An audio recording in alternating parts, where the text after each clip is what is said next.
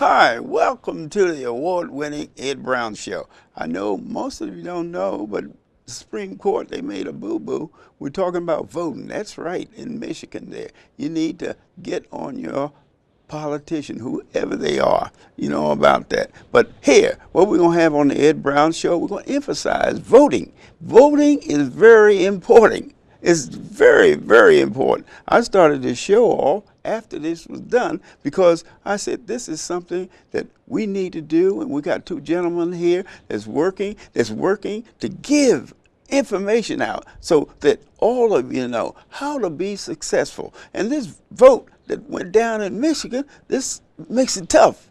Hey, welcome to the Ed Brown Show there. How you doing, Ed? Mr. Murry Group. And you have Mr. Kevin Lansford here for. But tell us about, you know, this success thing. And how do you feel this vote in Michigan is going to affect things like you're doing? Kevin, Ed, what it's going to do is it's going to make jobs more scarce than they are now, education harder to get, and it's just it wasn't for the benefit of the people that doesn't have high means, don't have a whole lot of money.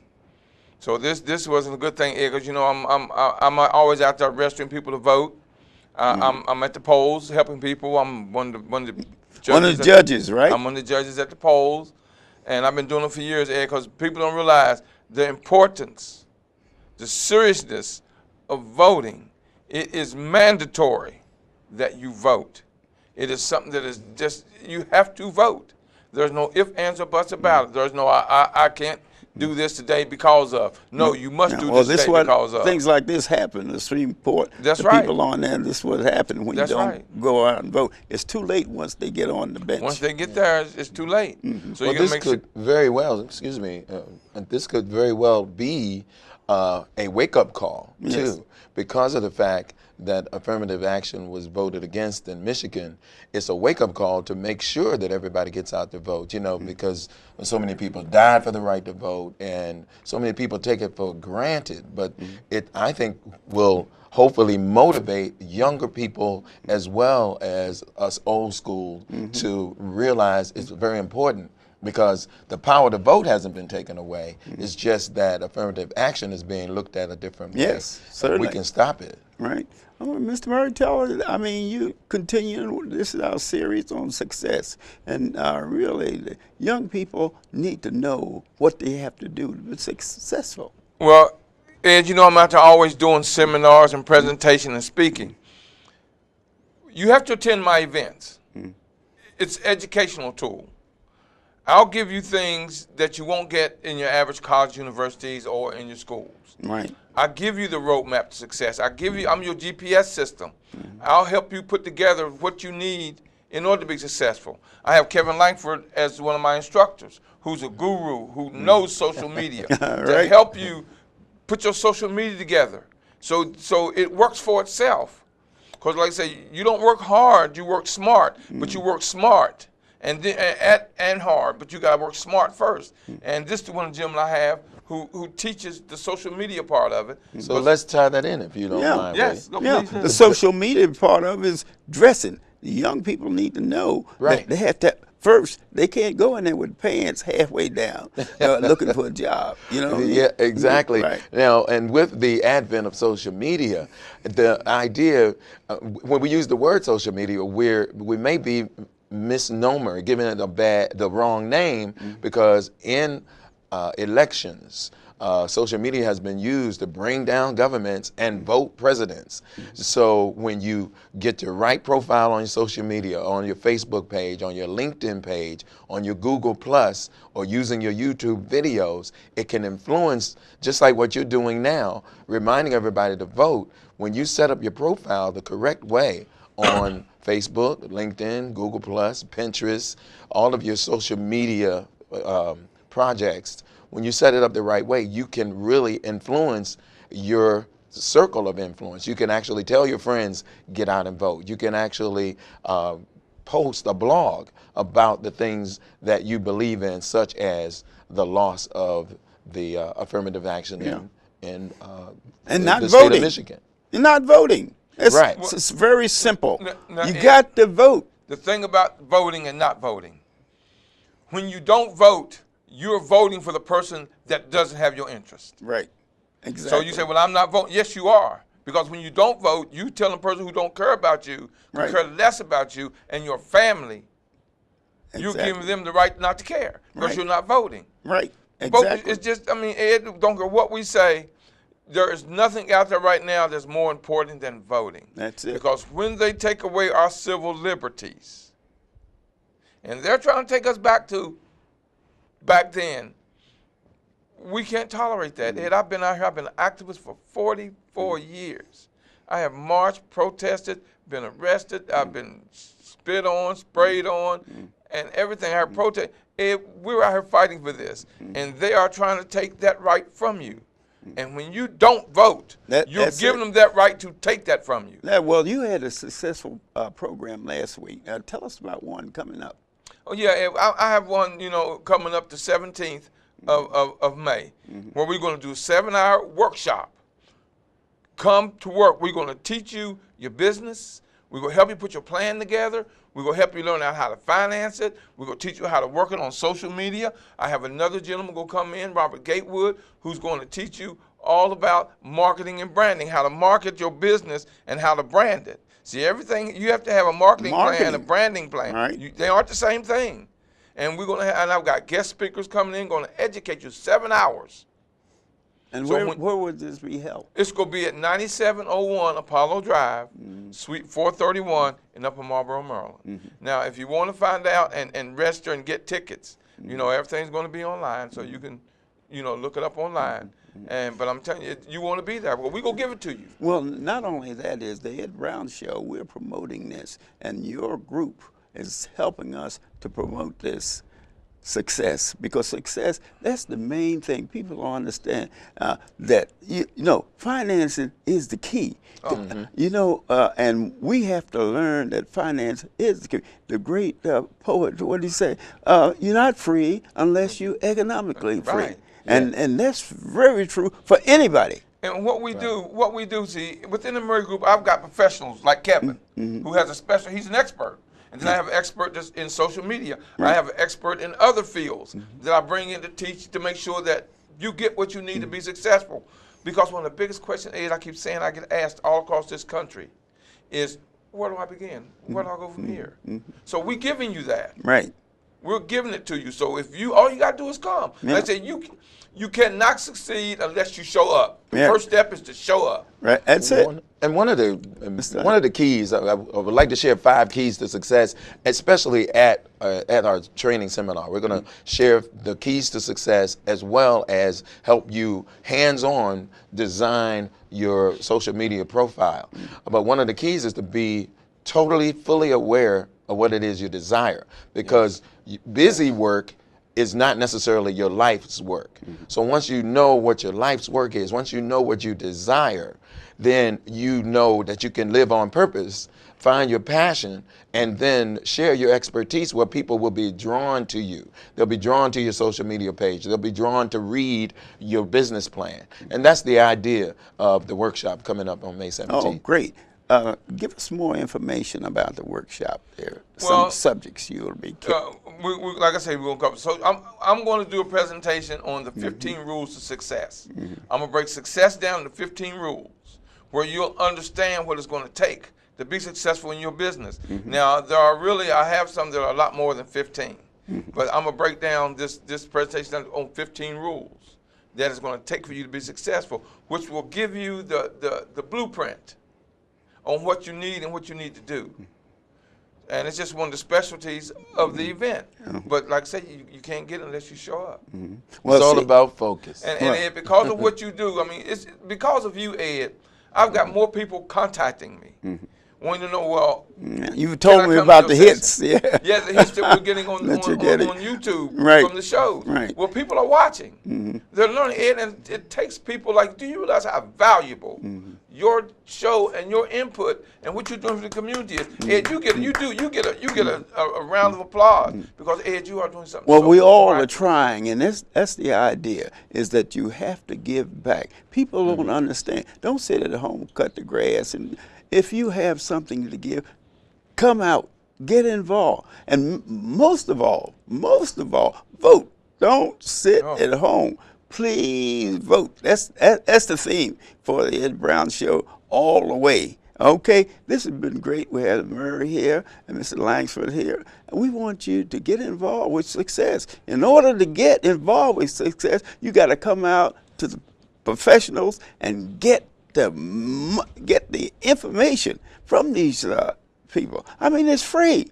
See you in a second. We got another guest here.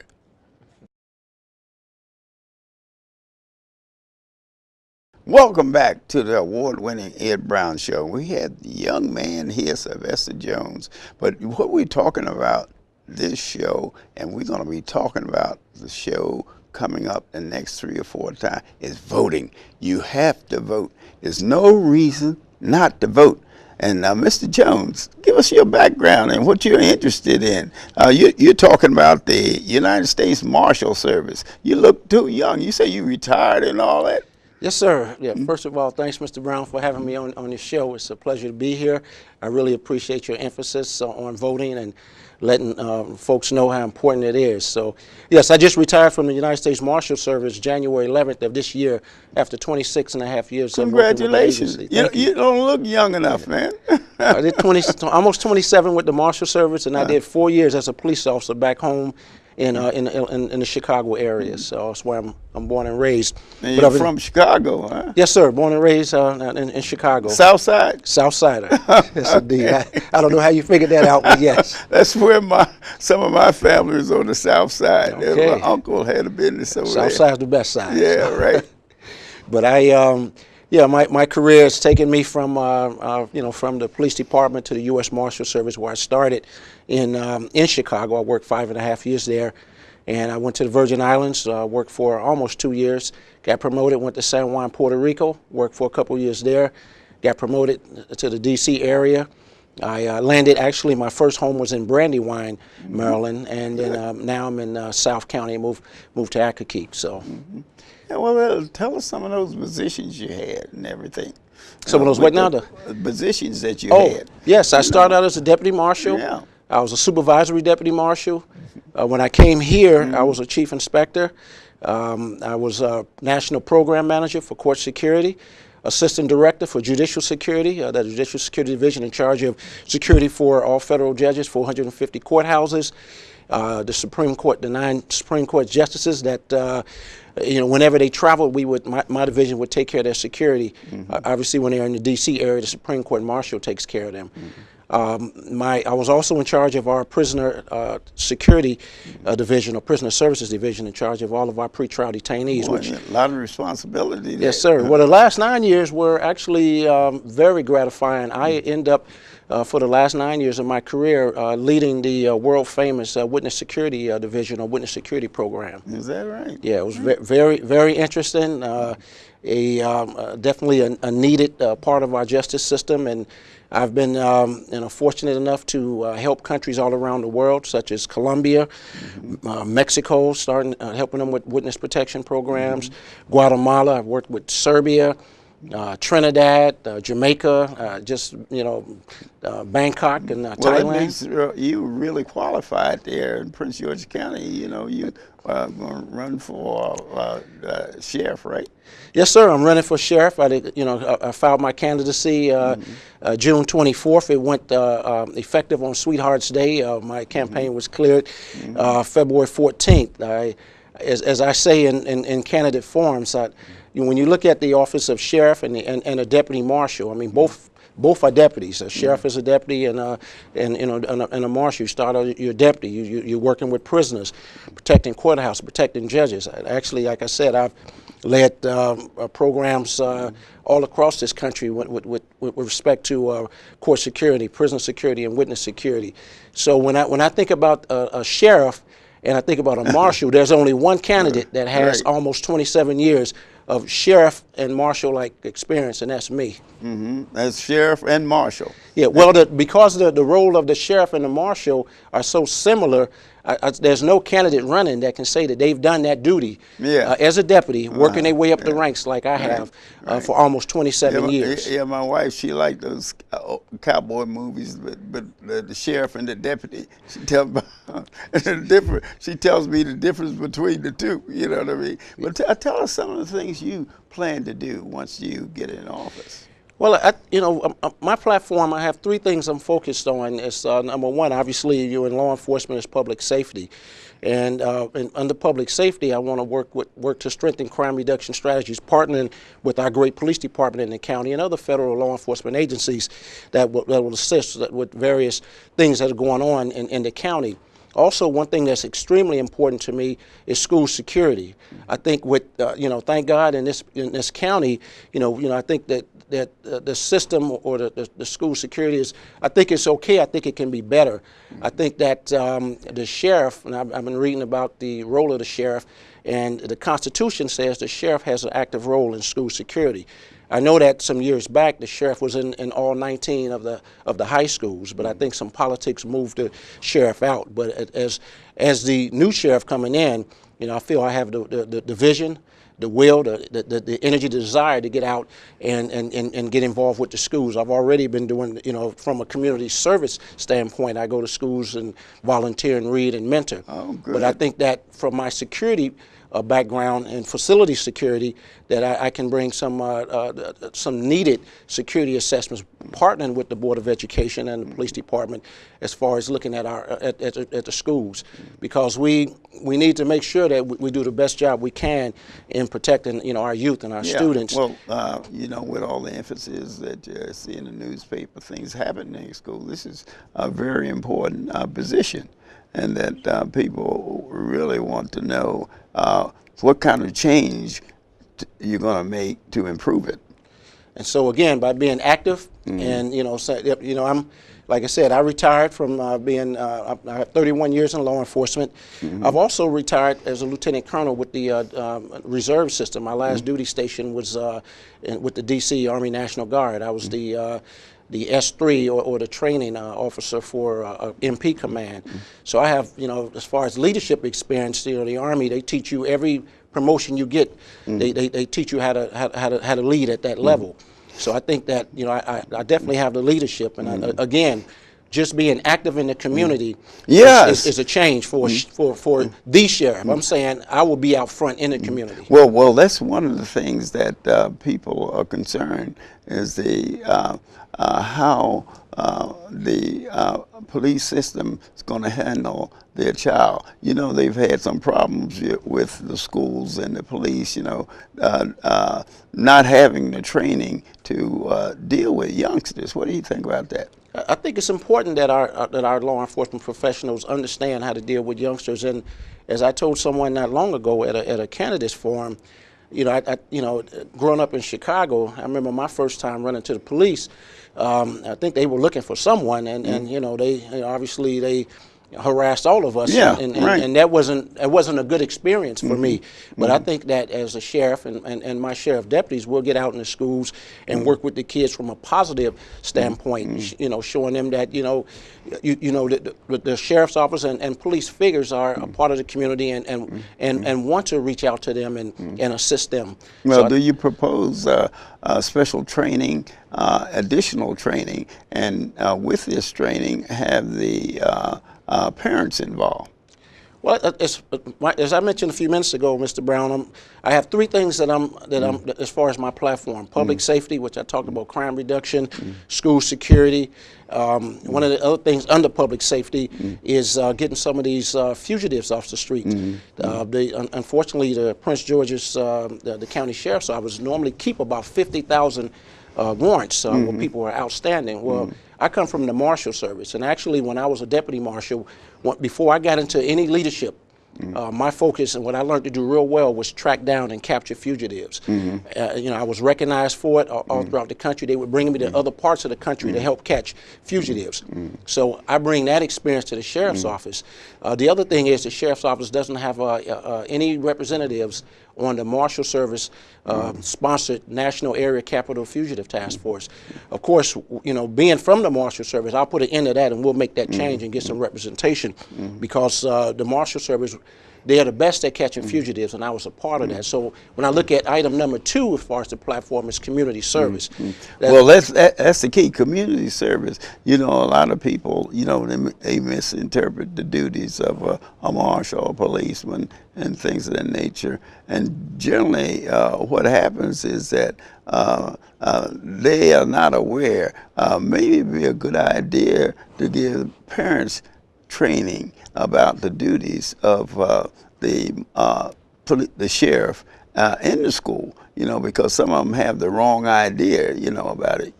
What about that, getting ideas from the parents? No, I think that the community obviously is very important, and I think that having some kind of a training for parents and families is important. Yes. In the Constitution for the office of the sheriff, it does say that the sheriff is supposed to have training programs to educate the public. About safety and security and other things that are because some parents don't know. I mean, you can give them ideas about what to carry and what not to carry, and the things that will get their child into trouble.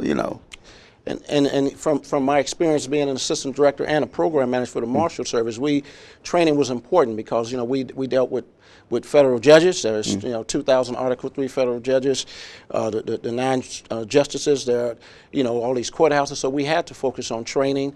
We put out and I helped author a off-site safety security booklet that we gave all the judges. They gave them security tips not only about their travels but about their homes. And these are the kind of things that I think that a proactive sheriff that I'm going to be that we'll be putting out there to our community. Okay. So, what about you don't see much of it now. What about having cadet service where young people could be cadets to the sheriff?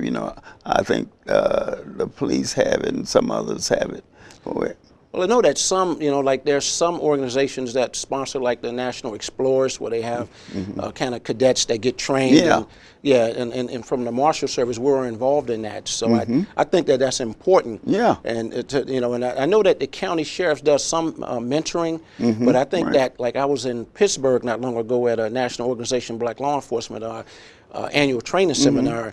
And I have to give kudos to the Pittsburgh Police Department because they have a wonderful because see program. that would break that excuse me, that barrier, because between the sheriff and the student, so they won't be adversity, between they look at you at the sheriff as negative or the kids vice versa. I think that would help if they develop a cadet corps. Yeah, and again, going back to the example I raised in Pittsburgh, what they have is a camp in the summer where they bring kids in, and they have different age groups, and they bring them in, and they have officers that they assist. Great idea. Yeah.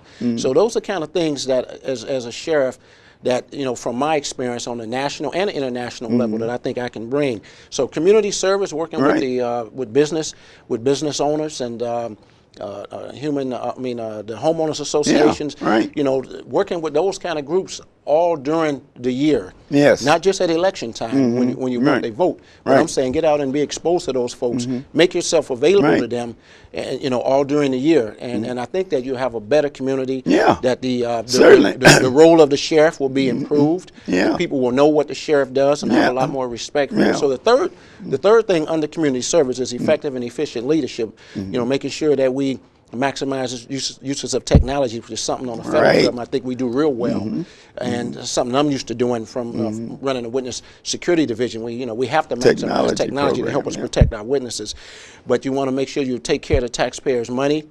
and training. I'm really huge in training, making sure that that our personnel, both the operational and the non-law enforcement people, get good training, so that they understand thoroughly their responsibilities, and so you can hold those individuals accountable, so they understand how to treat the public, you know, how to be sensitized to the community, and like for instance, foreclosures is a big thing now, you know, based on this mortgage, you know, the very mortgage sensitive, bubble. Very sensitive issue. So I'm not saying that you don't enforce court orders, because if a judge give you a court order, you have to enforce it. But you know, as a deputy marshal, I've had to deal with evictions, and I've always tried to be sensitive to people, and I always try to give more time. Although my boss would be saying, "Hey, you know, you're supposed to execute this order," and I'm like, "Well, I'm trying to work with the folks. I'm not trying to set their stuff out where people can run through it," and I try to work with them. So I think that having your people, you know, my personnel as the sheriff, receive some training and be sensitized to this issue of foreclosure, because it's a terrible, terrible problem, you know, that, that families have to deal with.